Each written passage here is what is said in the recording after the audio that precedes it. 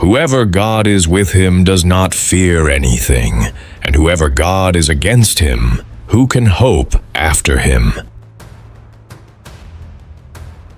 Whoever abandons this world, God Almighty loves him. And whoever abandons sins, the angels love him, and the Muslims love him.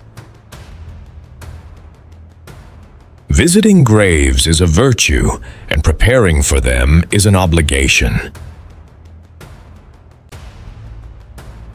There is no worker who does a job except that God covers him with his work robe. The wisest of people is the one who subjugates himself and works for what comes after death, and gains from the light of God a light for the darkness of the grave.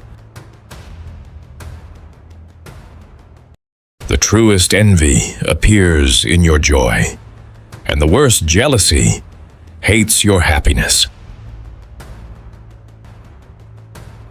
The most lost things are a scholar that is not asked about, knowledge that is not acted upon, a correct opinion that is not accepted, and a weapon that is not used. The concern of this world is darkness in the heart, and the concern of the afterlife is light in the heart. Reciting the Quran is a virtue, and performing it is an obligation.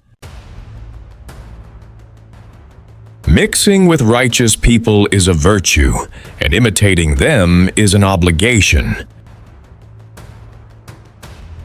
He looked at a grave and cried, and said, "It is the first stage of the hereafter, and the last stage of this world." God has given you this world so that you may seek the afterlife, so do not rely on it, for the world is cut off, and the fate is up to God.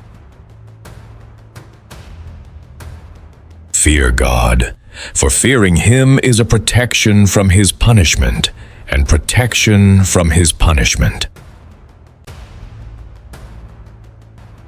Do not rely on this world, and do not trust it, for it is not trustworthy, and know that it will not be abandoned except by those who abandon it.